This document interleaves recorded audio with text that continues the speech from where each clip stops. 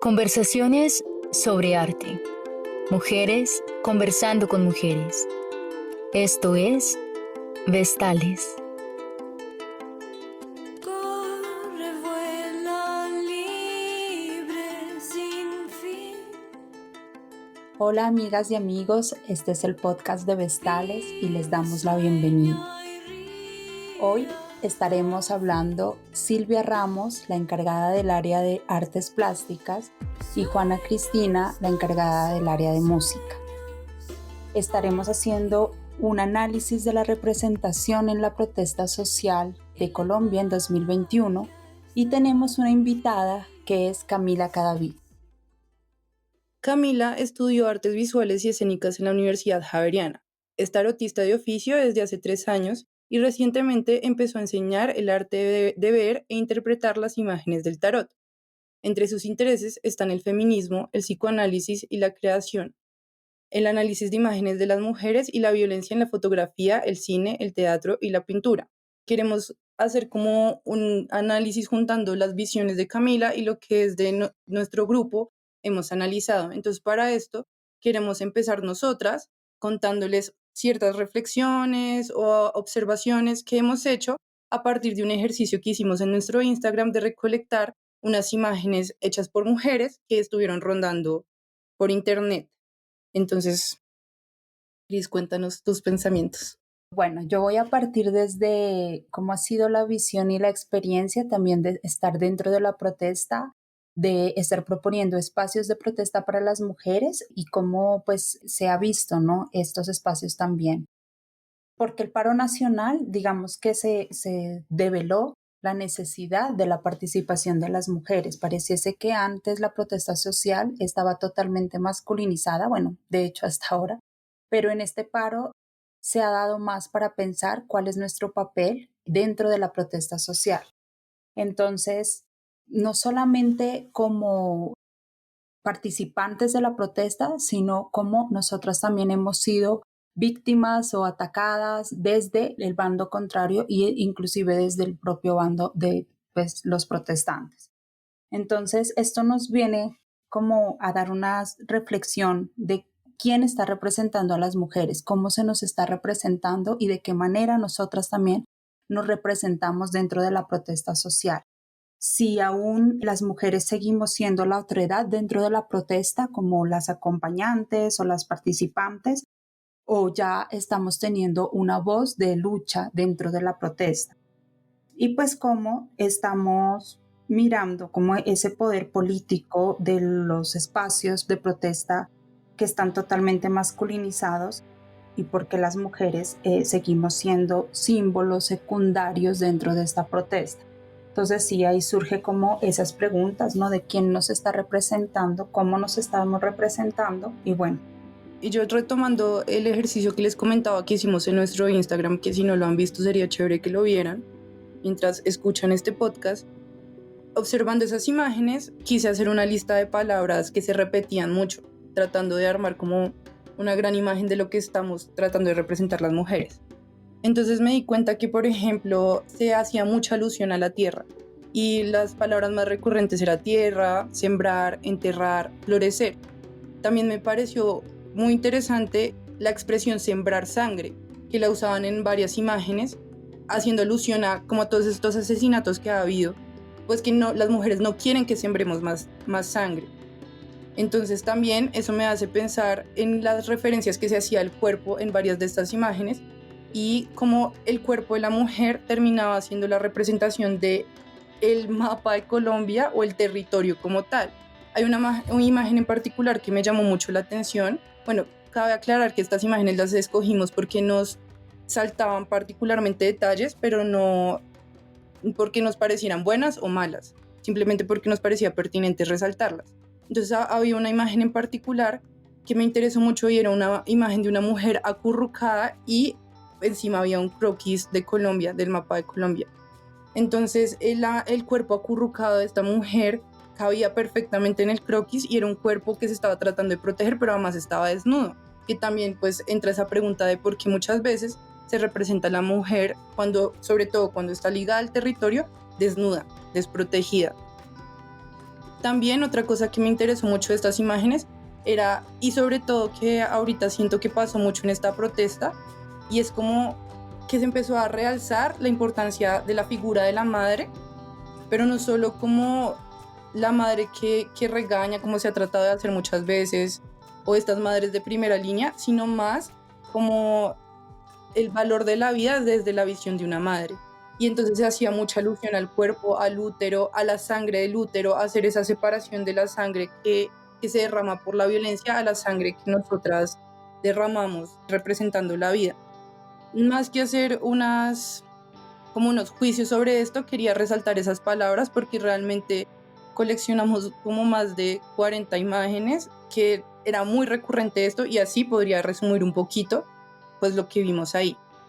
Pero entonces ya nos gustaría que nuestra invitada hablara y preguntarle sobre sus observaciones, los análisis generales que ha hecho, porque también la hemos visto muy activa en redes sociales, cosa que no hemos visto que sea una generalidad, entonces por eso la invitamos.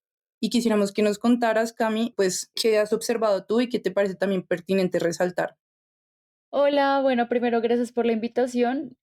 Me encanta mucho pues este proyecto. Creo que es de las cosas feministas, pues como de las iniciativas feministas más potentes que hay en este momento, a mi modo de ver, porque pues también además, digamos, de tratar, digamos, de las preguntas que a mí más me interesan, que son como el arte y pues el feminismo, pues pienso que es como un espacio de reflexión y sobre todo de visibilización del arte de las mujeres que hace mucha falta. Entonces, bueno, gracias por la invitación.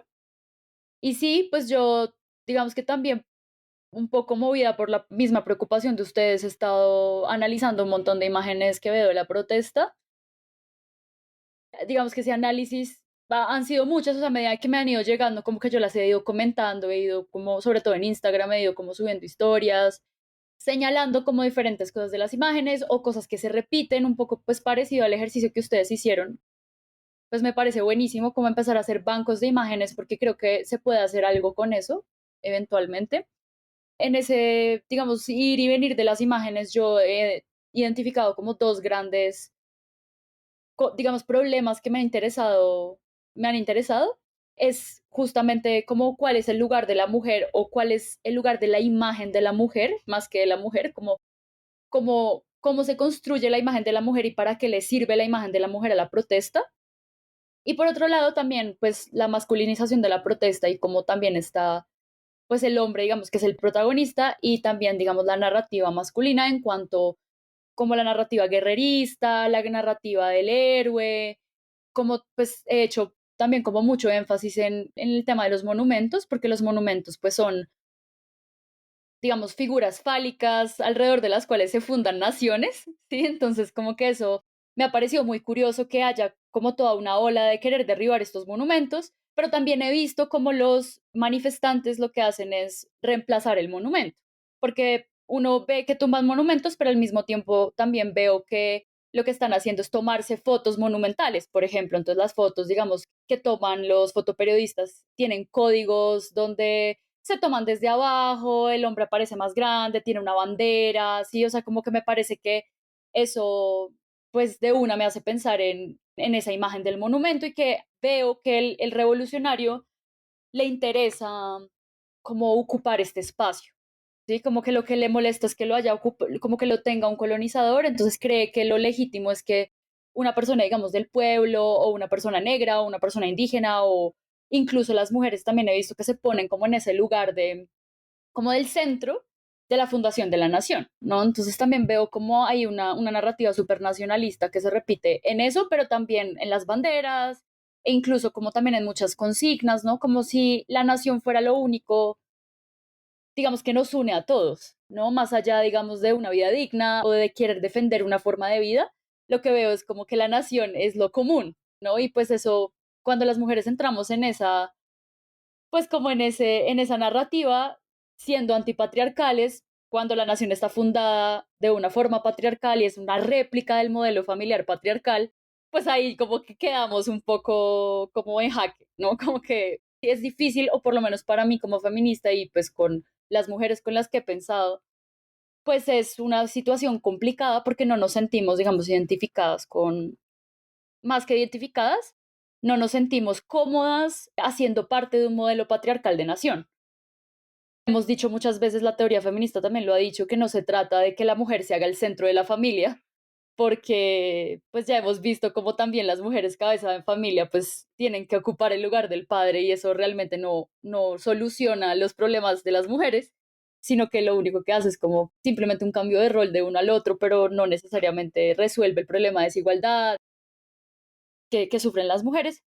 Entonces ahí como que yo entro como un poco como en conflicto, ¿no? Entonces ese ha sido lo de los monumentos. Ahora, lo de las mujeres desnudas o las mujeres que, digamos, relacionan muy estrechamente como su cuerpo con la tierra, veo que pasa lo mismo, ¿no? Como que en ambos casos los hombres están ocupando como el lugar de héroes y de padres y las mujeres están ocupando el lugar de la madre victimizada y la madre, digamos, también explotada, ¿no? Porque pues la tierra pues ha sido explotada y también por eso las mujeres decimos que ni la tierra ni las mujeres son territorio de conquista, etcétera, etcétera. Pero a veces yo veo que como en tanta repetición de algo que se quiere criticar, lo que termina es como reafirmándose. Entonces yo veo que en esas dos narrativas están perfectamente encajados los roles sexuales, el hombre como monumento y la mujer como el territorio.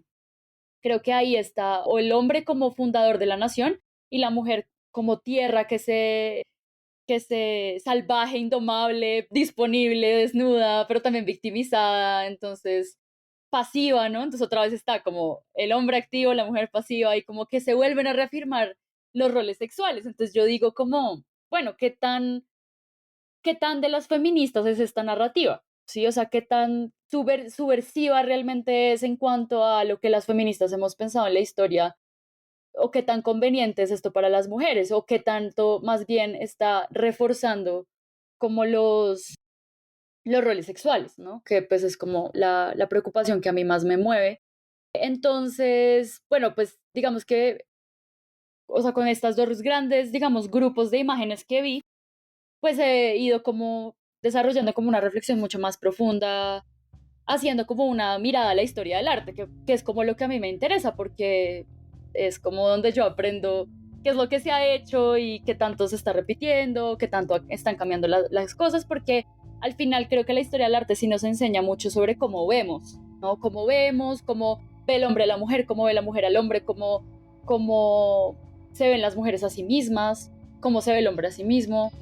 Al final es como un problema de la mirada, que yo creo que eso es algo que ustedes, las chicas de Vestales, como que han ido mostrando en su proyecto, como el problema de la mirada y de cómo al final el problema de que una sola narrativa se imponga, que es el problema del género, ¿no? Que lo masculino siempre está, sí, lo masculino siempre se impone y lo femenino también, porque lo femenino también es parte de lo masculino, en el sentido en que es lo que se le impone a las mujeres, hace que la visión de las mujeres como que quede perdida.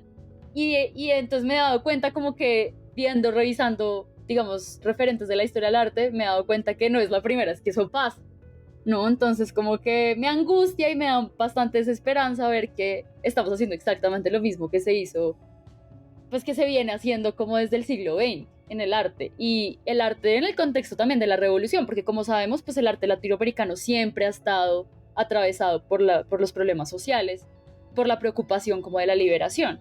Entonces, eso es como como a grandes rasgos lo que yo pensando.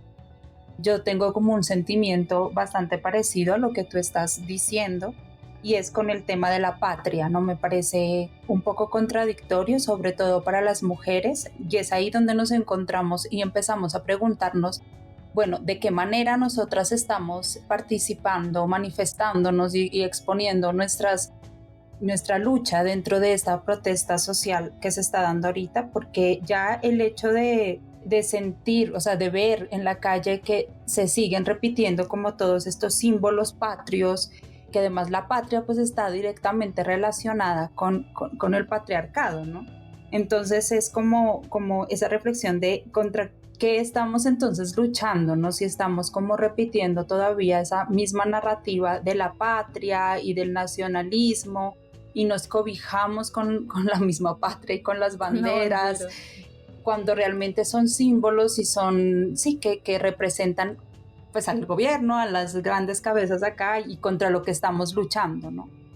Claro, y sobre todo es reafirmar como como la fundación de la nación, ¿sí? Como, porque es que es lo que yo veía en lo de los monumentos, o sea, lo que yo he visto en toda la historia del patriarcado es unos hombres tumbándose unos a otros para ocupar el poder. Y cuando veo tan claramente eso digamos, en expresiones públicas, pues que todo el mundo llama performance, pero al final lo que significa performance es simplemente un gesto público artístico, pues es como veo lo mismo y lo veo tan claramente que digo como, oigan, pero... Entonces a veces, por ejemplo, yo veo no sé, al Simón Bolívar con la bandera encima, como si eso fuera como ¿cómo se llama? Una apropiación. Y yo digo, pero ¿qué está pasando acá? O sea, me parece, a mí sí me parece como potente ver, por ejemplo, el pedestal vacío. Pero el pedestal vacío no se deja vacío, sino que la gente va y lo ocupa. Igual también es interesante, pues, que pare, digamos, de estar una cosa rígida todo el tiempo a que pasen y pasen personas. Eso también es interesante. Pero sí me preocupa como esta idea de que borrar es una forma de hacer revolución. Porque, pues, digamos que es muy importante uno poder tener, digamos, material para poder analizar y reflexionar. Y pues si se borran las cosas, si se borran los nombres, pues como que ahí las feministas, por ejemplo, no tendríamos de qué, pues, que analizar, que es lo que hemos hecho siempre, analizar cómo piensan los hombres, cómo es el patriarcado, etcétera, etcétera. La representación del héroe, ¿no? O sea, quita un héroe para que el otro también sea el héroe y el otro que pasa y se sube también sea el héroe y todos somos héroes, pero entonces se nos está convirtiendo como en una cortina que no nos deja ver las problemáticas que también se están llevando a cabo dentro de la protesta social, porque parece que todo fuera una victoria, ¿sí? O sea, tumbaron el monumento y bravo, montaron el otro monumento y bravo. No, y mataron a alguien y bravo, porque es el sacrificio, entre comillas, el sacrificio para la lucha, y le agradecemos al héroe que dio su vida por esto, ¿no? Entonces y saben que me he cuestionado en serio mucho con todo esto, yo digo, oigan, no, en serio, pues o sea, no sé, como todo lo que se lee sobre las revoluciones, yo digo, ¿cómo será que sí fue así? O sea, como que empiezo a dudar, como, pues pucha, ¿será que esta persona sí se sacrificó por la revolución o simplemente lo mataron y él no pensó que nunca lo iban a matar? Sí, o sea, como que realmente empiezo a cuestionarme como ese cuento, es que a veces pareciera, en serio, como la fantasía infantil de los niños de ser el héroe, y los veo adultos queriendo cumplir esa fantasía infantil, y me parece como, pucha, estamos en manos de estas personas, como estas personas son los que gobiernan el país. Entonces ahí a mí pues no sé, yo entro como en parálisis porque pues no me siento para nada cómoda con eso siendo feminista, o sea, para nada. Total, no, y ahí hay dos cosas que me llegan como a la cabeza y primero es el tema de la narrativa, ¿no? Bajo qué narrativa estamos funcionando y por eso también es importante este análisis de cómo nos representamos porque ahí se evidencia esa narrativa en la que estamos. Entonces, como esta cosa de los buenos y los malos, el villano y el héroe, el mártir, que además parecen ser todos personajes masculinos, ¿no? O sea, como que nos quedamos de alguna manera nosotras fuera.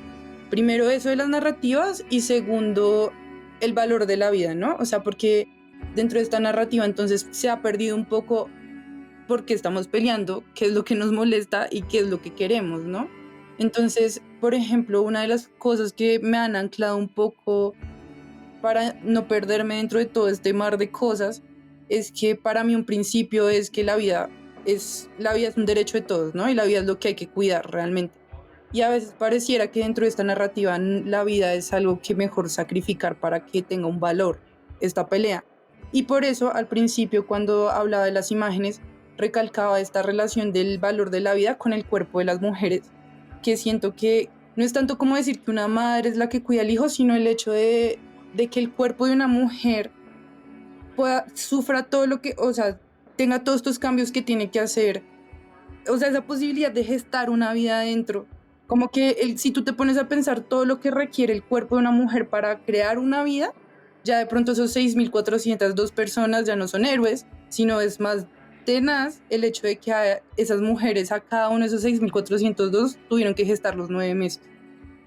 Claro, y que son hijos, y eso, y ahí yo creo que lo que está diciendo Silvia es una idea buenísima para hacer una obra, o sea, como que uno podría, no sé, como que me imagino que uno podría sumar todas las horas de gestación pues como pensando en los números, ¿no? Como también para pensar en la vaina de la cifra, que es una cosa que también, digamos que invisibiliza mucho el problema, que ahora todos son números todo el tiempo. Entonces, ¿cuántos números de cuántos mataron hoy? Todos son cifras, que es una forma de distorsionar el problema, porque el problema no es un problema de números, sino de formas de vida, de cómo se puede colapsar una forma de vida, no solo con el asesinato, sino por la vida digna y que todo el mundo está con la esperanza de tener una vida buena.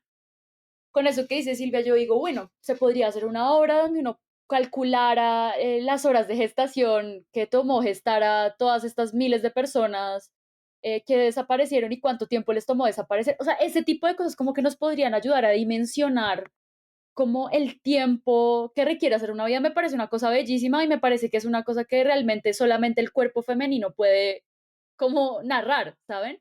Y que hay algo interesante y porque es que también, claro, yo veo lo de la mujer y entonces ahora se vuelve que entonces las únicas que pueden entender el valor de la vida son las mamás, ¿sí? Entonces como que también salen las mamás y entonces la mamá víctima y entonces mire, congráciense con la mamá víctima. Entonces otra vez lo que yo digo, como el rol de la mujer se vuelve, se reafirma, ¿sí? Pero es que gestar una vida no quiere decir que entonces la mamá sufra más que los amigos cuando, en fin, sí, como que se vuelve una cosa como de medir los sufrimientos y ahí como que el tema de las cifras me parece bien interesante porque es como cómo se mide el mayor daño, ¿no? Cómo se mide cuántos plata gastan en armas, cuánta plata gastan, y eso es una lógica de la guerra, porque es una lógica completamente económica. Sí, o sea, pues en la guerra se cuentan armas, o sea, en el paramilitarismo importa más un arma que una vida, es así, ¿sí? Casi que si hay una baja, queda un arma libre. Y eso es una cosa súper fuerte que yo creo que se está trasladando, es una narrativa que se está trasladando mucho a lo que está pasando en la ciudad. Entonces, sí, eso que dice Silvia me parece pues bien interesante, pero no ser la mamá en el sentido, o sea, como le sirve a la narrativa masculina, ¿sí? Sino ser madre en cuanto a narrar la experiencia de ser mamá, eh, en cuanto a la gestación, me parece que es una cosa súper, súper potente, más allá de las mamás somos las que más sufrimos la guerra, porque pues, no, o sea, se vuelve lo mismo, pues lo que le sirve al masculino, lo que sirve al revolucionario pues para hacer la revolución como le parece. Entonces eso me parece muy, pues muy potente, no sé. Como la experiencia desde el cuerpo también, ¿no? De gestar y parir y bueno. Y otra cosa que se me viene a la cabeza cuando estamos hablando de esto del cuerpo y de la mamá como la que da la bendición, ¿no? Es el papel del hijo que se va encapuchado y la mamá es la que se queda en la casa dándole la bendición, ¿no? Pero se nos olvida y se les olvida, pues, y se ha invisibilizado un montón que el cuerpo de las mujeres es el que está sujeto a violencias dentro y fuera de la protesta y que esto es así, es una realidad continua para nosotras y pues que dentro de esta protesta social que se ha dado ahorita en Colombia es el cuerpo de las mujeres también, o sea, no solamente porque los hombres, primera línea, bueno, y toda esta cosa tan masculinizada de la protesta es nosotros ponemos el cuerpo, pero realmente de una forma más privada y de una forma más, sí, como invisible, las mujeres estamos también exponiendo nuestro cuerpo y de hecho, pues aquí hay unas cifras, hablando de cifras, de muchas mujeres que han sido abusadas sexualmente, también asesinadas, ¿no? Entonces esto pues es como que revela esa condición de desigualdad, digámoslo, dentro de la protesta social, ¿no? De cómo como que pasa algo con el héroe que colocaron ahí en redes y en momentos y pues la noticia se extiende y se extiende, a diferencia de que cuando pasa algo con las mujeres es algo como sí, tenaz y ya. Sí, como si hubiera ya un ojo acostumbrado a esa violencia, ¿no? Exacto, ¿no? Es como una normalización de, bueno, pues a las mujeres les pasa eso, ¿no? Y además como legitimar también eso de las acciones entre los varones, ¿sí? Porque es que no nos olvidemos que también han habido mujeres abusadas dentro de la protesta por los mismos protestantes, ¿no? Entonces es como que, bueno, al tombo sí, pero al protestante, uy, cagada, pero no hablemos de eso, sí, como el secreto de la familia, ¿no? No, y eso que dice Juana me lleva a una cosa importantísima, pues que también he estado como publicando en redes, y es el caso mexicano, ¿sí? El caso de la Revolución Mexicana, donde digamos, toda la narrativa, no solamente durante la revolución, sino después, porque recordemos que México es un país en el que sí hubo revolución, ¿sí? O sea que podemos saber qué pasa después de una revolución si vemos hacia México. Em, en México los protagonistas de la revolución fueron los hombres, pero se sabe que la base de la revolución fueron las mujeres, ¿sí? Digamos, en medio de las limitaciones del rol impuesto a la mujer de la casa, de ser madres, de ser cuidadoras, gracias a ellas se logró la revolución, pero ellas no están, digamos, en los libros, ni están como en el arte revolucionario, y ahí es donde entra como el muralismo mexicano, que es un arte post-revolucionario, porque la cosa que ocurre después de una revolución es que quedan, pues las naciones quedan como sin identidad de alguna manera, quedan como, bueno, y ahora hay que volver a construir esto. En las revoluciones de verdad, no las revoluciones de Instagram, sino o sea, las revoluciones donde se hace la redistribución de tierras, que es la definición de una revolución, ¿no? En el caso mexicano, digamos que esa pregunta de qué es México fue la que llevó a que se produjera como este arte revolucionado que es el muralismo, ¿no? O sea, si ustedes se ponen a consultar libros de historia del arte, el arte latinoamericano va a tener una sección muy pequeña. Luego, la mayoría de esa sección va a ser México, ¿sí? Porque tampoco hubo, digamos que no hubo mucha atención hacia lo otro que se hacía en Latinoamérica, pero sobre todo, pues el muralismo mexicano fue una de las, digamos, de los movimientos artísticos más importantes del siglo XX. Y lo interesante es ver la intención detrás de ese arte, ¿sí? Porque es que el arte no se hace porque sí, ni porque en sí mismo sea chévere reunirse a hacer cosas, sino porque la pregunta que estaba detrás de eso es, vamos a construir un México nuevo, ¿sí? Entonces, por eso el muralismo, pues es importantísimo que sea público, ¿sí? Es un arte que es grande, es colosal, es monumental, porque tenían que reemplazar, fíjense, las figuras, digamos, del poder previo. Entonces tenían que reemplazarlas con ¿qué? Con la narrativa, con el macho mexicano, con el tipo propiamente mexicano, y ahí es que aparece también esta figura importantísima pues que se volvió mundial también el estereotipo del macho mexicano, por eso, en parte porque es el revolucionario mexicano, y entonces ahí es que el muralismo empieza a explotar. Ahora, ¿qué pasa? Las mujeres no podían participar del muralismo. A las mujeres las tenían, las mujeres artistas, como siempre, las limitaron al espacio de lo privado, y en el caso del arte, lo privado sería la pintura de caballete. Entonces las mujeres estaban pintando pintura de caballete, haciendo bodegones, y además unos bodegones preciosos, o sea, eh, pues entre ellas está pues Frida Kahlo, pero también está Remedios Varo. Hay unos bodegones, esperen que lo tengo acá anotado. Ah, bueno, María Izquierdo también está. Ay, estos bodegones, espérense que se me olvida el nombre de ella. Que es el llamado, digamos, arte intimista, ¿no? Que es como el arte de la vida privada, que los mexicanos hombres, digamos, que tenían la voz principal en el arte mexicano, no consideraban importante para la construcción de una identidad mexicana. Entonces esa visión de lo íntimo de la casa, y además los bodegones que eran del altar de muertos, de la comida mexicana, del arte popular, ¿sí? Que hacían las mujeres, de los tejidos, de lo que se vendía en la calle, o sea, eso no les parecía importante, lo importante les parecía el arte histórico, porque eso es otra cosa importante. O sea, los murales están hechos para contar historia, la historia de México. Pero entonces esto no les parecía importante, sino que era como simplemente el arte chiquito, el arte íntimo, y eso pues no fue tomado en cuenta durante la construcción de la identidad mexicana. ¿Y qué tenemos hoy? Pues un país donde lo que prima es el machismo y la voz de la mujer no sigue sin tenerse en cuenta, ¿no? Entonces yo también pienso como, y ahí es donde yo empiezo a ver como estas similitudes también como con lo que está pasando en Colombia, y digo, pues pucha, o sea, lo que veo es algo parecido, ¿no? Como solamente está lo público. ¿Qué pasa con la vida de la gente antes de salir a marchar? ¿Qué pasa con lo que no se ve en la calle? ¿qué está pensando la? O sea, acuérdense que también estamos en una pandemia, estamos encerrados, ¿qué está pasando allá adentro? Eso no está teniendo un lugar dentro de todo esto. ¿Qué pasa? A mí me parecería interesantísimo saber qué piensan las mamás. Que, por ejemplo, ha salido un montón de historias de las mamás que no dejan salir a los hijos, ¿no? No solo por la pandemia, sino también por el miedo, como a que les pase algo. O sea, ahí hay un testimonio interesantísimo y que además tiene muchas razones, más allá de la caricaturización de la mamá, que la mamá es facha, o que la mamá es bruta, o que la mamá es religiosa, porque eso también se ve mucho. Así como, ay, mamá no me deja marchar porque mi mamá es facha.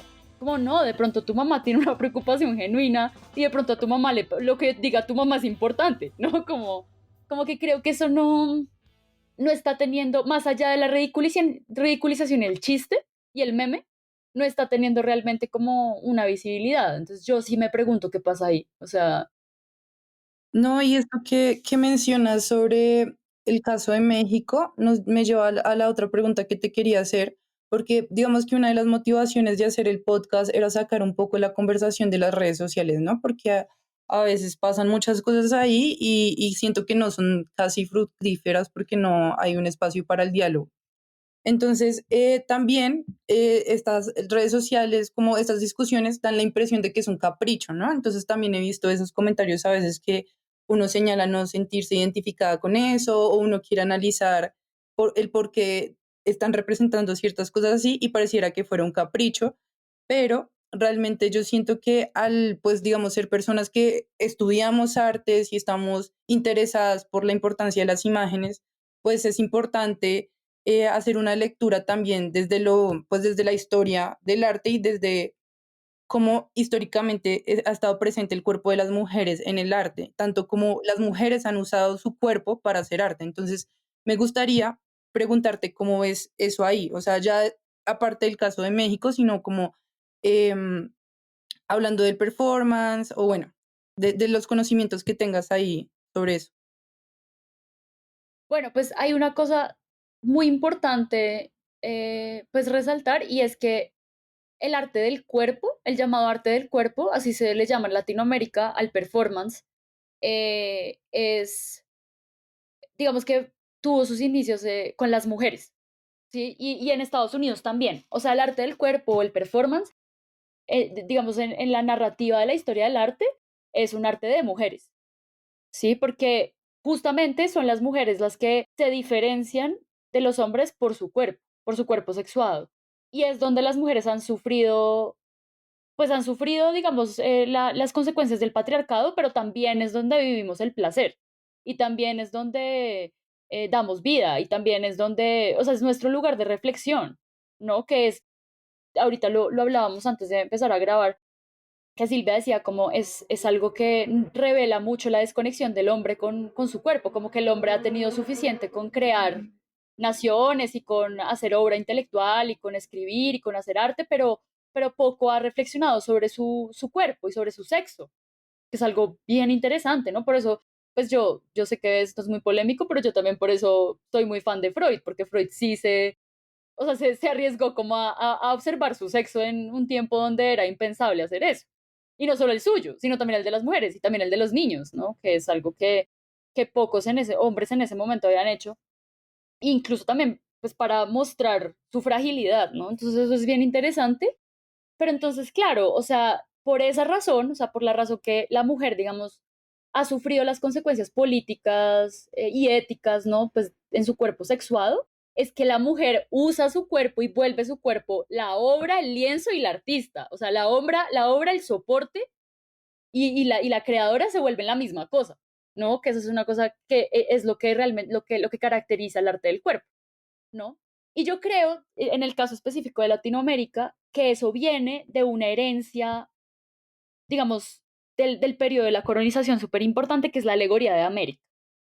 Sí, que la alegoría de América fue un motivo artístico que que usaron los europeos para mostrarle a América a los europeos, ¿no? Porque América pues era un gran vacío y un gran silencio para todo el mundo, la gente que no había venido no tenía ni idea cómo era América y pues se sabía por narraciones y por un montón de cosas, pero no sabían cómo se veía, ¿no? Entonces, se usa la alegoría, que la alegoría pues es una forma de darle figura a un concepto, ¿no? América es un concepto abstracto que pues para muchos no significaba nada, entonces mediante la alegoría le dan como una figura en imagen, ¿no? Entonces, ¿cómo es la alegoría de América? Pues adivinen.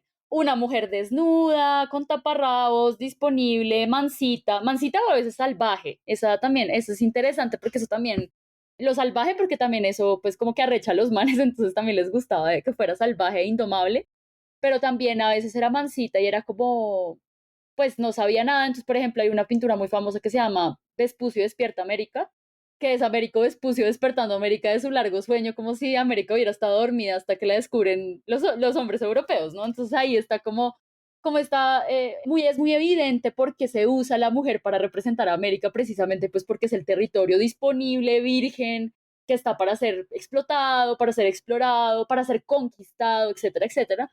Y de ahí, digamos que las artistas latinoamericanas retoman como esa idea de la mujer como territorio para criticarla. ¿Sí? O sea, ellas como que lo que quieren hacer es visible como ese rol sexual que se le ha asignado a la mujer latinoamericana como la tierra virgen que se explota y que cuando se vuelve salvaje pues se asesina. Y es muy curioso porque pues artistas les voy a decir algunos nombres como por si les interesa mirar. Artistas por ejemplo como María José Galindo, ¿sí? Ella es una artista cubana, creo que es. Regina José es de Guatemala. Ella toda una obra sobre la tierra y la mujer. Entonces, por ejemplo, tiene una obra donde ella está parada en un territorio, desnuda, y hay como una retroexcavadora gigantesca que empieza como a sacar tierra de alrededor de ella. Entonces hace como un círculo alrededor de ella y ella queda parada como, y la retroexcavadora le pasa súper cerca al cuerpo. Entonces es una obra que da como, pues es una puesta en escena que da mucha ansiedad, pues porque uno, pues es como este contraste absurdo como entre la retroexcavadora, que además es el pene, ¿no? El pene gigante, la retroexcavadora frente al cuerpo de la mujer en medio, desnudo, vulnerable, ¿no? Y como esta cosa de la penetración de la tierra y la violencia de la hacia la tierra, pues también en el sentido de que toda pues la tecnología moderna pues es una extensión del pene, en el sentido de que es como una herramienta, ¿no? Entonces sale como toda esta tierra y ella queda parada como en un pedacito de tierra súper chiquito y es muy impresionante porque uno logra ver como ese contraste, ¿no? Como el mundo moderno, la mujer en relación con el mundo natural y como la mujer pasiva, ¿no? La mujer que no hace nada mientras todo eso está pasando alrededor de ella. Y es muy chévere porque eso sí muestra, digamos, la mirada estereotípica de la mujer, o sea, eso sí muestra como una mirada, pues que digamos, cuando yo digo que es colonial me refiero a que también la mirada indígena fue así. O sea, cuando ocurrió la colonia, los dos sistemas de creencias coincidieron en que la mujer era la tierra. No solamente el sistema de pensamiento europeo no vino a imponer esa idea. Esa idea ya estaba acá y por eso la colonia tuvo éxito. Porque en eso estaban de acuerdo, ¿sí? Entonces, y por eso empezaron a unir deidades, rocas, donde la virgen es el cerro, ¿no? Precisamente porque ambas son figuras femeninas que se explotan, no solamente para el pensamiento europeo, ¿no? Entonces, artistas como ella retoman esta idea, pero claro, como solo se hace eso. Entonces ella duró un montón de tiempo haciendo ese tipo de cosas. Tiene otra obra donde ella está cubierta de tierra en una bandeja de morgue y vienen y la lavan, los participantes lavan la tierra de ella, que es una obra súper fuerte, pero muy interesante. Porque pues obviamente pues uno se imagina el cadáver, ¿no? O sea, como que... Y ella está también ahí pasiva. La mayoría de las obras de ella son ella quieta. Con Ana Mendieta también pasa algo parecido. Ana Mendieta pues es una cubana, pero también pues vivió mucho tiempo en Estados Unidos, entonces ya tenía una nostalgia muy grande con Cuba y como con la santería y como con la cultura cubana, pero también eso hace que su mirada como pues agringada también hizo que ella idealizara mucho Cuba.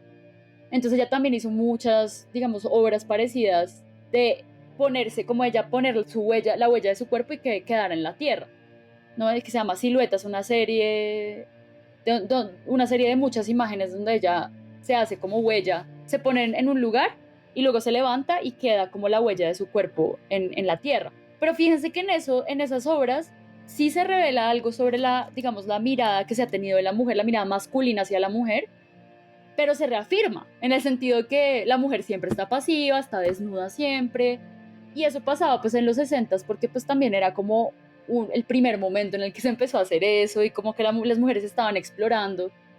lo mismo que María Teresa Hincapié con vitrina, ¿no? Entonces María Teresa Hincapié también se pone en la vitrina de una biblioteca y empieza a escribir cosas y empieza a darle besos a la vitrina, pues también como haciendo, digamos, alusión a la mujer como objeto, la mujer como mercancía, pero también la mujer que escribe sus reflexiones en la vitrina, pero se leen al revés. Esa obra tiene más matices, porque pues no es ella simplemente parada desnuda en una vitrina, sino que está haciendo cosas y está poniendo su palabra en la vitrina y hay más matices, pero sí creo que se repite mucho, o sea, como que se repite tanto que ya pareciera que no lo están criticando, sino que lo están reafirmando. Y yo veo que esa es la misma herencia que tiene el performance público en las protestas sociales, ¿sí? Que es la mujer quieta, pasiva, víctima, que también, bueno, como el de Marina Abramovic, ¿no? Que era ella desnuda y con un montón de elementos en la mesa, entonces vengan y me hacen lo que quieran, ¿no? A ver hasta dónde llegan los límites morales de los hombres. No, pues sabemos que los límites morales de los hombres es matar a la pareja y a los hijos. O sea, pues como, ¿qué más quieren? ¿Qué más quieren mostrar con eso, no? Entonces yo me pregunto cómo realmente esto que muestra sobre la vida de la mujer, que muestra sobre sus intereses, sobre sus ilusiones, sobre su imaginación, más allá que reafirmar lo que siempre han dicho los hombres, es que la mujer, como la tierra, es pasiva, es explotable, es violable, es, digamos, consumible, ¿no? Entonces ahí es donde yo digo como, bueno, ¿qué más? ¿Qué más puede hacer la mujer latinoamericana con todo esto, no?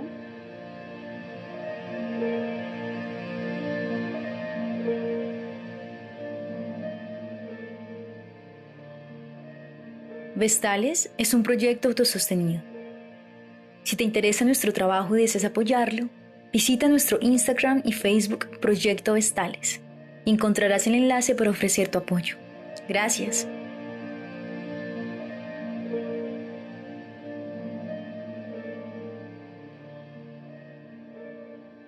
Y digamos que pensando en eso que hablas, pues digamos, personalmente a mí me gusta mucho la obra de Ana Mendieta, pero también es porque entiendo el contexto, ¿no? Eso que tú hablabas, como la necesidad igual de empezar a hablar de los espacios, o sea, porque de alguna manera los hombres también hablan de lo que conocen, ¿no? Y pueden hablar tanto de lo que ven y lo que conocen que rápidamente evolucionaron a hablar hasta de sus pensamientos y de técnicas y tuvieron mucho tiempo para como explayarse y explorar un montón de cosas, pero me parece bien interesante que pues en ese momento hubo una necesidad de que sí, la mujer está como muy ligada al cuerpo, pero también se le niega, ¿no? Se le niega un montón el cuerpo.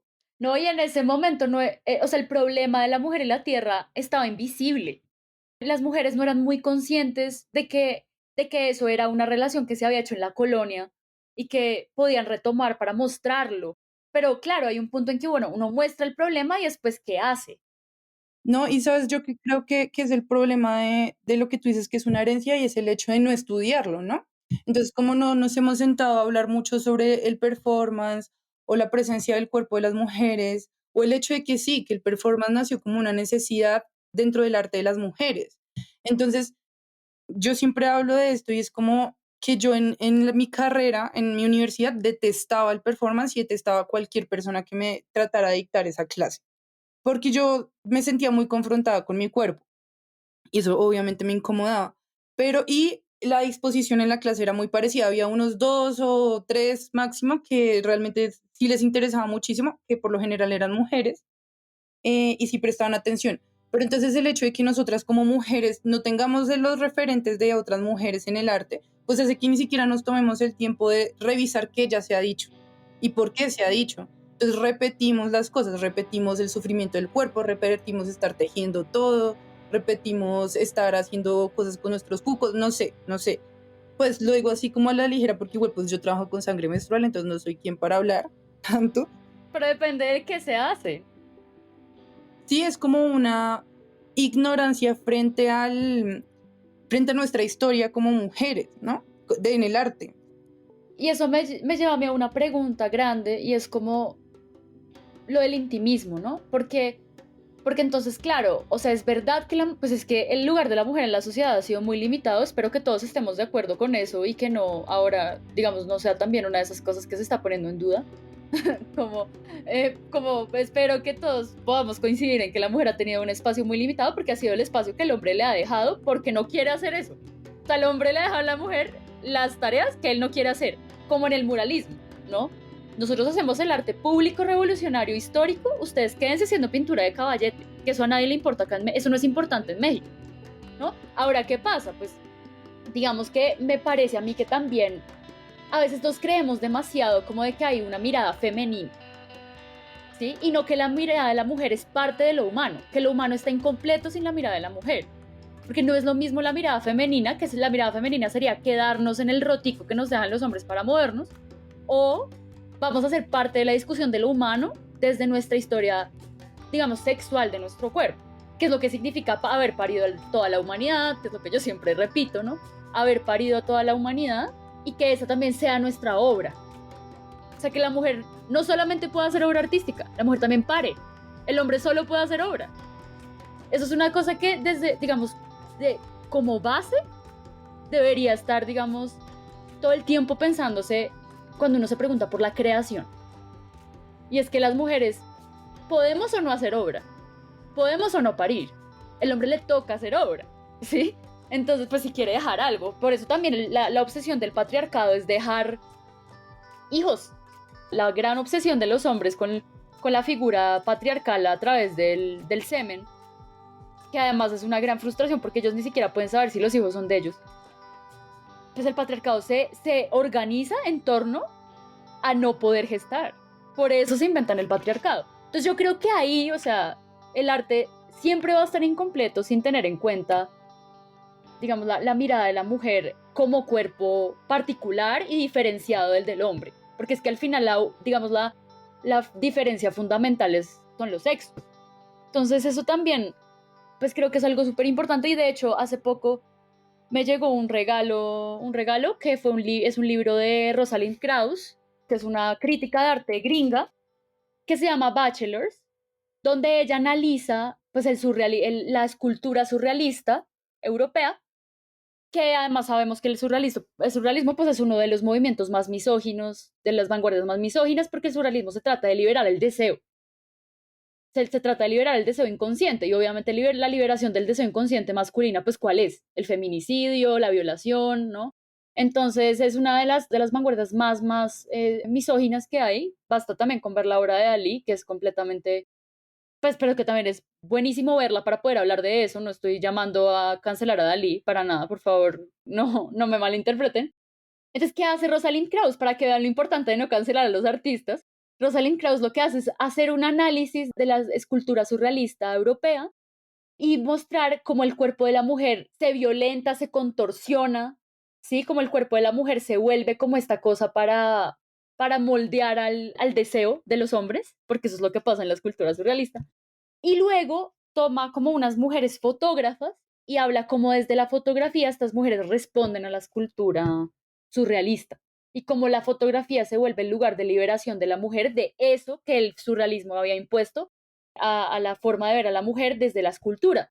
Entonces es una cosa maravillosa, o sea, por favor, si pueden buscar ese libro, pues es un libro como es crítica del arte, historiadora, es un poco harto porque tiene muchos referentes y uno como que no entiende tanto, pero las imágenes que, yo siento que con solo ver las imágenes uno ya puede entender mucho de esto.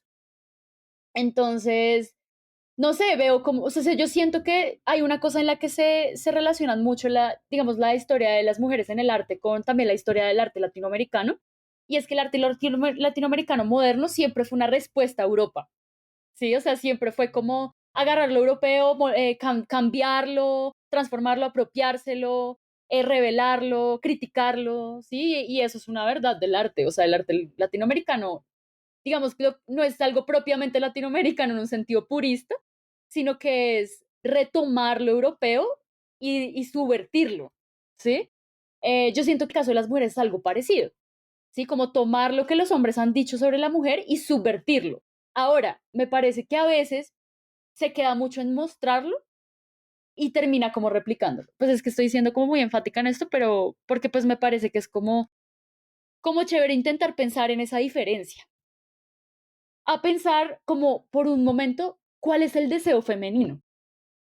Entonces por eso a mí también me emociona mucho pensar, porque yo obviamente critico como mucho las figuras fálicas, no porque odie los penes ni porque sea una misándrica, sino porque realmente me parece preocupante que solamente el mundo se piense en formas fálicas. Y no es que yo vea falos en todas partes, es que los hay en todas partes, o sea, y me preocupa como que a veces no veo vaginas. ¿Saben dónde veo la vagina? En la representación del diablo con los cuernos. Ahí veo un útero, ahí veo una vagina, ahí veo como, o sea, como en las cosas infernales y profanas, en lo oculto, porque pues la vagina es el sexo oculto, ¿no? O sea, veo el misticismo, ahí veo algo, o sea, algo distinto y difícilmente me va a parecer que una representación pública colosal sea de la mujer, ¿sí? Como que, sí, porque es que también, pues es que digamos en ese caso también hay una respuesta que me dan mucho y es como, ay, pero las mujeres también participaron de la construcción de este gran pene que dice resistencia y es como, no, pues yo sé, o sea, las mujeres hemos participado de la construcción del patriarcado desde siempre, o sea, las mujeres también hacemos parte de esa construcción, pero eso no quiere decir que se nos esté tomando en cuenta, ¿no? Y cuando uno les pone el ejemplo como marxista de los obreros alienados, ahí sí lo entienden, ¿no? Pero les cuesta entender realmente que la mujer puede incorporar muy fácilmente, y eso también lo puse en estos días, como para las mujeres es mucho más fácil vernos en el falo, y es mucho más fácil aplaudirlo y reunirnos alrededor del falo que realmente pensar cuál es nuestro deseo, porque es que es lo que se nos ha impedido hacer siempre. Entonces, claro, cuando uno lo ponen en este jaque, porque yo siento que es un jaque donde uno no puede decir nada, como, pucha, pues yo solo siento como que me encuentro con un espejo todo el tiempo y tengo que es mirar cuál es mi deseo, ¿sí? Y por eso, digamos, pues como digamos, el feminismo de la diferencia y pues esas teorías como que también hacen que uno pare un momento de pensar en como tanto en lo masculino y realmente se siente a pensar en el vacío, ¿sí? Porque para las mujeres es pensar en el vacío, que es lo que significa la experiencia del cuerpo sexuado femenino, que es el vacío. O sea, yo a veces me siento en el vacío y digo, pues es que el vacío es desde donde parte la creación también. Y las mujeres más que nadie sabemos lo que es la experiencia de la creación. Entonces, no sé, como que ahí pues no sé muy bien qué decir, pero bueno, en todo caso la idea de Silvia de los 9 meses de gestación me parece una gran idea para una obra y creo que podría hacerse algo chévere. Y también como con coger esas imágenes, ¿no? Y de pronto hacer algo, un video, no sé, como que se podrían usar para reflexionar en una obra incluso, ¿no? No sé. Bueno, yo quería comentar algo sobre lo que estabas diciendo ahorita, que para las mujeres es más fácil reconocernos como en lo fálico y en los penes, y obvio, porque yo tampoco entiendo mucho la molestia de señalarlo, porque nadie está diciendo como que castren a nadie, ni que es como señalar algo. No es que todo es angustia de castración para ellos. Una mujer respira y es como angustia de castración. Exacto, y pues entiendo que muchas mujeres también se vean como muy confrontadas con esto. Pero entonces yo digo, es que es normal, ¿no? Y también por eso se crean estos espacios entre mujeres para hablar del arte, porque es que yo creo que el haber sido constantemente representadas por los hombres nos ha creado una, no sé cómo decirlo, como una disforia, o sea, como una falta de identidad, no sabemos quiénes somos, no sabemos en qué lugar ponernos, entonces caemos en tal vez exponernos, como exponer nuestro cuerpo, como hemos visto que ellos nos retratan, en la desnudez. Claro, y creer que como es por iniciativa propia, entonces ya está siendo liberador, cuando realmente estamos ocupando exactamente el mismo lugar de la mujer en vitrinada, pues que ellos nos han asignado y no tienen, digamos, nada. O sea, por ejemplo, con Silvia hablábamos, perdón que te interrumpí horrible, con Silvia hablábamos de una obra que vi hace poco, como de una mujer que estaba menstruando en una vitrina, como con las piernas abiertas, quieta, con mirada, digamos, perdida, menstruando ahí como con la sangre cayendo en el piso y yo digo como, ¿y esto qué dice sobre menstruar? O sea, ¿esto qué dice sobre vivir sangrando 4 días seguidos? Nada, eso no dice nada sobre la vida de las mujeres, simplemente muestra algo y es que las mujeres menstruamos, tenemos un cuerpo, que tenemos pelos en la vagina, que tenemos senos, o sea, como más, o sea, creo que el cuerpo de la mujer ha sido lo más sobreexpuesto en la historia del arte, como para que nosotras mismas sigamos haciendo lo mismo. No, tranquila. Entonces sí, quería como hablar de eso, también conectando como con el hecho de que estemos en este espacio, en el espacio que nosotras hemos propuesto, y es el darnos el chance de entre nosotras, porque tampoco es juzgar, ¿no? O sea, porque a veces siento que la gente se siente muy atacada cuando se le señalan cosas que tal vez uno quiere preguntar, no estamos muy acostumbrados al debate, ni al diálogo, ni al cuestionamiento, Pero entonces eso es como una invitación de, hey, todas estamos muy perdidas, es verdad, porque no hemos tenido referentes, no hemos tenido no sé qué, pero entonces juntémonos para hablar y entre muchas armemos como, hagámonos una idea de hacia dónde vamos y complejicemos, ¿no? Yo siempre repito esto, complejicemos la mirada frente al arte de las mujeres, que hacemos las mujeres.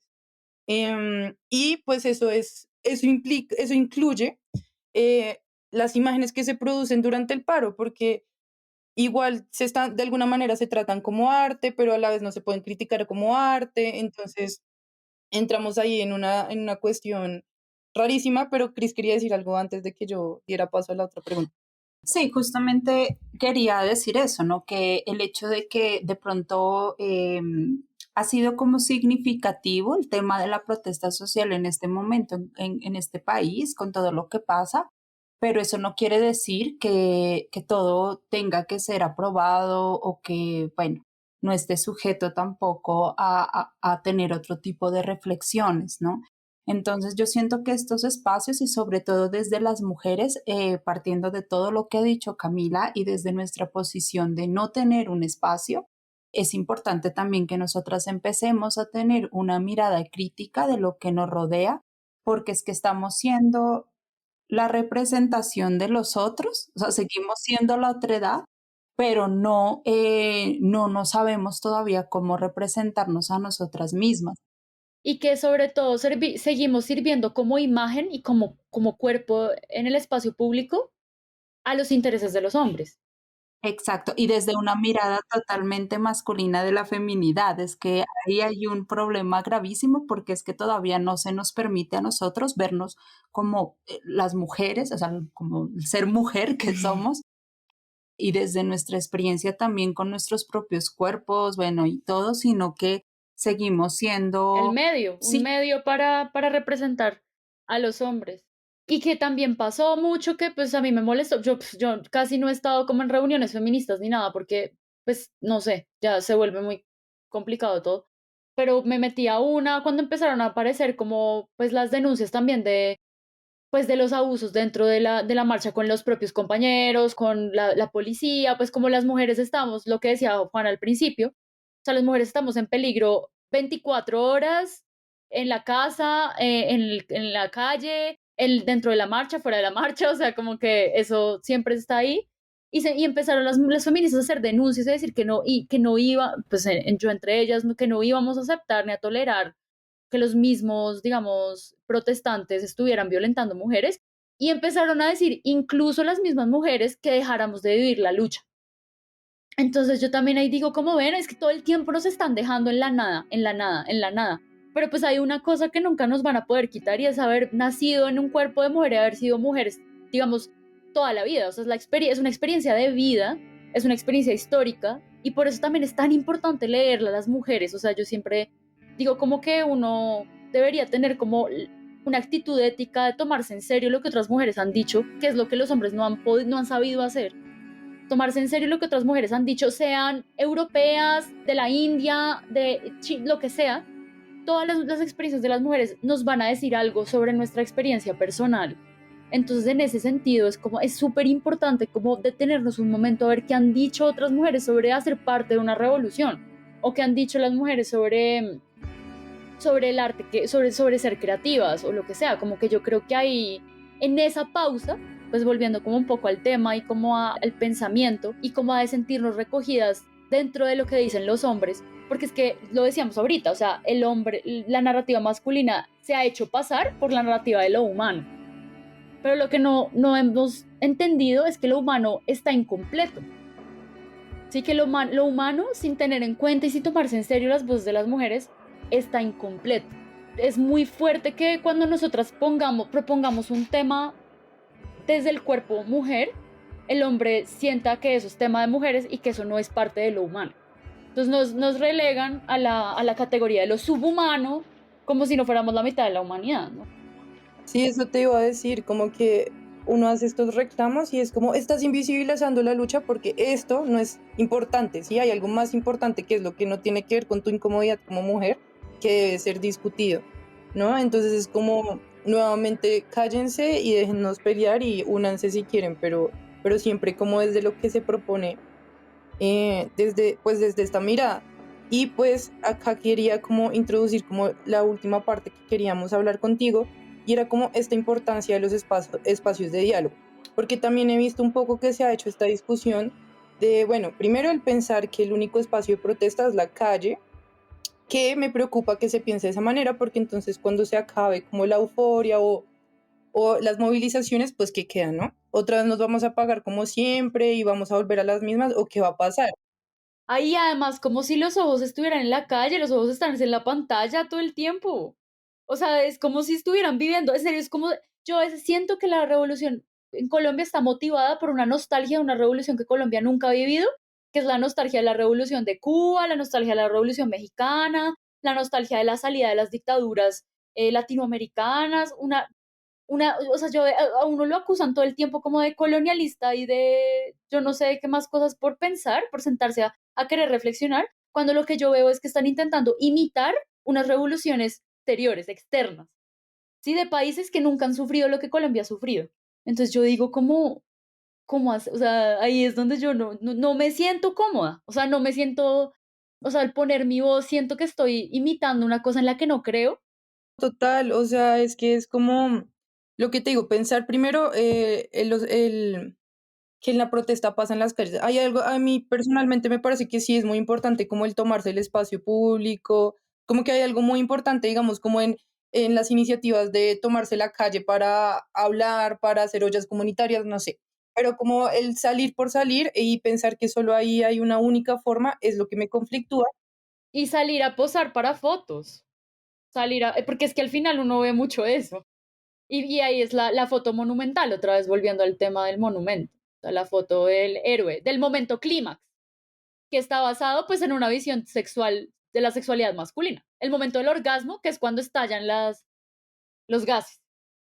Ujú. Exacto. Y esa necesidad como de que siempre haya el líder, que por lo general son hombres, y pues que no hay como, digamos, yo a veces sentía, porque sí he salido, y bueno, ya he tenido como otra experiencia ahí, como una total improvisación del estar ahí en la protesta y como una falta de reflexión también de las acciones, ¿no? Que se llevaban a cabo pues en los espacios de protesta. Entonces sí siento como que es importante también como pensar desde dónde y cómo estamos siendo parte de y pues cómo, porque es que esta protesta social no es solamente un problema base o un problema que está ahí, que todos estamos y todas estamos ahí protestando por lo mismo, ¿no? Esto develó un montón de problemáticas sociales que de hecho han estado por años en Colombia y que pertenecen de las cuales son partes muchos grupos sociales, ¿no? Entre estos las mujeres. Y por eso Exacto. las feministas hemos salido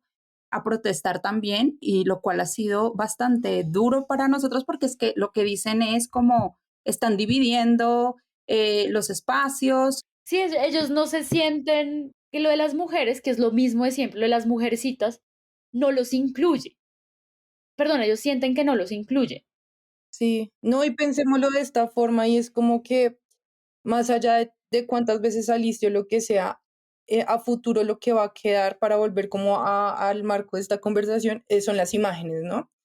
Eso es lo que vamos a recordar de este momento histórico, como mucha gente le llama, que está viviendo un momento histórico, pero entonces ese momento histórico implica que lo vamos a recordar con unas imágenes, con unas fotografías, con unas ilustraciones, con unos videos. Entonces ahí encuentro la importancia de analizar de qué manera representamos. Entonces, retomando, no sé si lo mencionaste ahorita acá o lo leí como en esta reflexión que hiciste sobre el muralismo mexicano, y era como que al no incluir a las mujeres, se cae en lo mismo, ¿no? Entonces, esto que dices, que me parece muy bello pensarlo, y es como la historia, o sea, la humanidad está incompleta porque no hemos priorizado y no hemos escuchado la parte de las mujeres, y tal vez esa es la pieza que falta para que de verdad cambiemos y haya algo diferente. Es que, claro, por eso, es que miren, o sea, miren el caso de todas las revoluciones que ha habido en el mundo, que no han sido tantas. Sí, revoluciones, de nuevo, revoluciones reales donde hay una redistribución de tierra. O sea, ha habido muy pocas. Y miren el caso mexicano. ¿De qué le sirvió la revolución si hoy están matando 8 mujeres diarias? ¿De qué diablos? O sea, ahí es donde yo digo, no le creo a ninguna revolución, a ninguna. hasta que dejen de matar a las mujeres. O sea, ahí no me parece que importe la redistribución de la tierra, o sea, pues obvio importa y obviamente importa todos los problemas sociales, pero es que hasta que las mujeres, que son la mitad de la humanidad, no dejen de sufrir misoginia, machismo, ¿de qué sirve la revolución? Entonces, ¿yo para qué voy a ir a, entre comillas, poner el cuerpo, ¿sí? Para luchar por un país que no tiene en cuenta a las mujeres? O sea, yo de verdad ahí entro como, o sea, y ahí es donde yo me siento desesperanzada completamente. Y me siento como sin lugar, pero es que las mujeres no hemos tenido lugar nunca. O sea, en el momento en que las mujeres abandonamos al padre, abandonamos a la patria, nos quedamos huérfanas y nos queda las unas a las otras. Eso es lo que nos quedamos. O sea, porque es que la mujer no tiene opción. O se hace hija de un padre, o se va y se hace adoptar de otro, o le sirve a la patria. Y partiendo de eso que dices de cómo abandonar al padre y reunirnos y tenernos las unas a las otras, esa es la invitación acá, ¿no? O sea, por favor, hablemos entre nosotras. Y no dejarse chantajear de lo que nos han dicho siempre los hombres, y es que nosotros nos reunimos a echar chisme. Todo el tiempo están por debajeando nuestro pensamiento y no se lo están tomando en serio, y porque no se lo toman en serio es que el mundo está vuelto mierda. Y eso yo sí lo afirmo así con toda la pasión del mundo, porque no han sabido ver, no han sabido tener una mirada amplia. ¿Sí? Y en cambio nosotras tampoco nos sabemos ver a nosotras mismas, porque a nosotras nos ha tocado acomodarnos a la mirada masculina. No, y es que hay mucho miedo al ver, y yo creo que aunque nosotros estemos bajo esa falsa ilusión de que ahorita se puede hablar más o que hay más inclusión y eso, realmente no, o sea, realmente yo siento que nosotras todavía tenemos mucho miedo a ponernos primero y hablar, y de hecho a eso quería ir ahorita, y era como a la importancia de estos espacios de reflexión dentro de la protesta, así como que no tenemos que ir todos corriendo al mismo ritmo y, mejor dicho, súper aceleradas, sino que tienen que existir estas pausas y tienen que existir la conversación para que nosotros nos demos cuenta también, porque las imágenes hablan también de un inconsciente colectivo. O sea, ¿qué hay en ese inconsciente colectivo? ¿Y de verdad ha cambiado? Esa es mi pregunta. No lo estoy afirmando que no haya cambiado o no, sino quisiera preguntar eso y que poder hablarlo con otras personas sin que eso implique que yo estoy deslegitimando un acontecimiento, porque yo no soy nadie para hacerlo, ¿sí? O sea, partamos de eso. Yo no soy nadie, nosotros no somos nadie para decir si un movimiento es válido o no, pero sí tenemos esta capacidad y esta posibilidad de cuestionar. Pero es insuficiente como la mirada siempre es limitada. Eso que estás mencionando, como de todas las pulsiones inconscientes que se mueven detrás de las imágenes que crean las personas. Hay un libro también de Rosalind Krauss que se llama The Optical Unconscious, en español creo que es como el inconsciente óptico o algo así, que habla justo de eso. Y Rosalind Krauss realmente es una mujer a la que hay que leer si a uno le interesa todo esto, porque ella se ha dedicado a pensar a la mujer como objeto y como artista. Entonces, se las recomiendo muchísimo. Y también eso, como invitarlas también a no sucumbir ante el chantaje de los hombres, que es sentarse a reflexionar y a mirar imágenes de gomelas privilegiadas o lo que sea. O sea, todo el mundo puede pensar y todo el mundo eso también debería ser un derecho, creo yo, de tener los medios y tener la educación y tener todo para poder sentarse a reflexionar sobre su propia realidad. Eso es algo que para que yo pueda tener eso, para que yo pueda estar sentada aquí frente a usted, pues frente no, pero en un computador, con una carrera de artes o lo que sea, tuvo que haber feminismo, porque es que no solamente es cuestión de tener plata en la historia, ha sido cuestión también de que las mujeres podamos estudiar. Y entonces no hay que sucumbir ante esos chantajes tampoco, porque si no nos quedamos otra vez igual, calladas y en bola haciendo lo que ellos dicen en la calle. Entonces yo digo, no, o sea, hay que pelear mucho por estos espacios. Y también la que se tome el tiempo de pensar y la que quiera, pues se tomará el tiempo de oírlo, ¿no? Y ya. Y también tomarse el tiempo para la creación de espacios para las mujeres, como dicen ustedes, ¿no?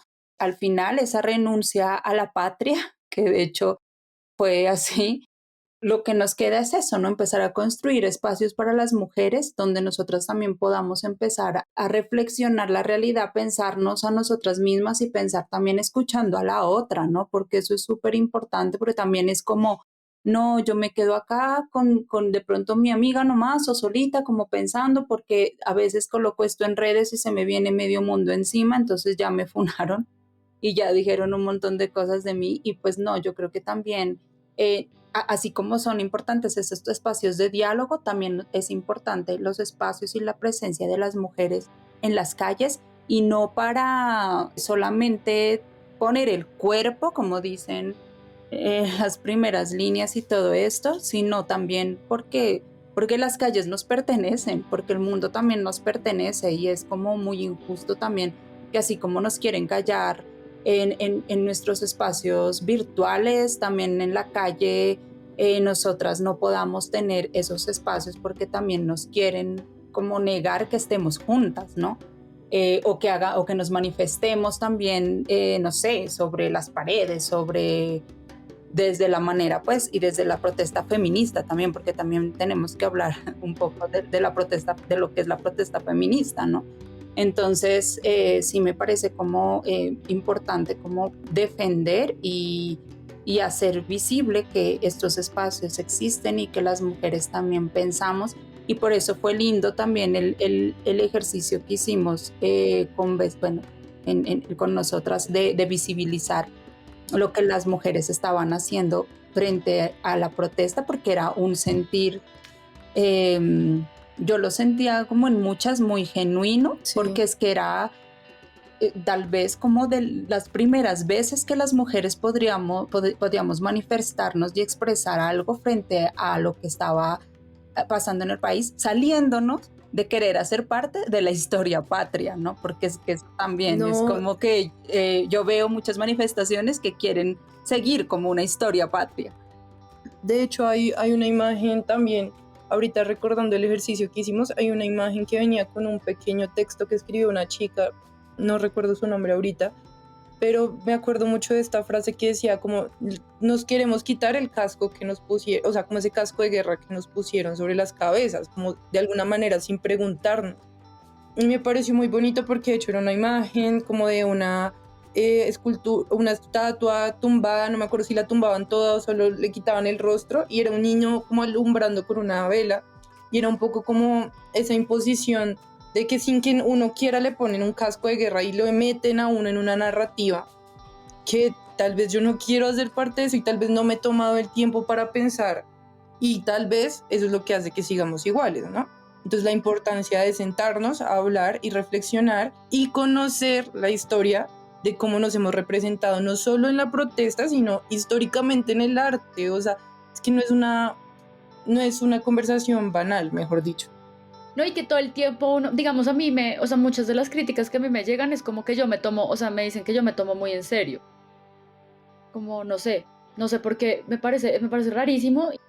Y lo que yo digo es como, tal vez uno tiene que tomarse más en serio las cosas. Y como uno tiene que tomar, y sobre todo entre mujeres nos tenemos que tomar más en serio, porque es que igual a mí toda la vida me han enseñado que no me tome en serio, o sea, como que, y siempre, y si me tomo algo en serio, entonces soy una, pues lo que nos dicen siempre a las mujeres que hablamos o las mujeres que expresamos nuestro pensamiento, como que somos unas egocéntricas, que somos unas creídas, que somos, que nos creemos, que quién, como, ay, ya se creyeron hombres, ¿no? Como quién se creen, hombres o qué, ¿no? Como tomarse muy en serio, o sea, y tomarse en serio lo que han dicho otras, o sea, yo creo que también eso es como un poco mi obsesión con el tarot, es como tomarme en serio imágenes que han servido para pensar a la humanidad desde hace mucho, como que algo debe haber en eso, ¿no? Como si se hizo y si se sigue haciendo y lo que sea, pues tal vez algo importante de ahí que me pueda ayudar a mí a pensar mi lugar en el mundo, y sobre todo cuando son mujeres las que lo hacen, las que lo hacen. Y también tomarse en serio las representaciones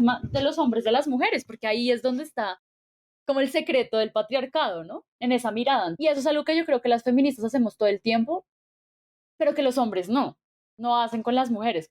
Bueno, si les molesta mucho el feminismo, porque no se lo toman tan en serio como para leer, por lo menos, y hacer una crítica como que tenga algún sentido, pero ni siquiera se lo toman en serio y eso es una cosa muy frustrante. Creo que es la frustración de todo esto también, de cómo se está saliendo, de que se sale y no pasa nada. Sí, sí, sí, no, y que igual sí pasan muchas cosas, ¿no? O sea, todo el tiempo están pasando cosas y bueno, o sea, digamos, toda esta pelea con ese puño, pues tendremos que ver en un tiempo largo cómo vamos a recordar ese puño, ¿no? Que nos va a hablar, porque es que eso también es lo importante cuando uno produce imágenes, ¿no? ¿Qué me va a decir esa imagen? ¿Qué va a decir o sea, como que le estoy contando yo a los del futuro, ¿sí? De alguna manera es una proyección hacia el futuro. Entonces, sí, en últimas es muy importante, o sea, este espacio es un llamado a que nos sentemos a hablar además que estamos en una época en que estamos saturando todo el tiempo con imágenes, todo, al punto en que ya como que en uno no ve nada.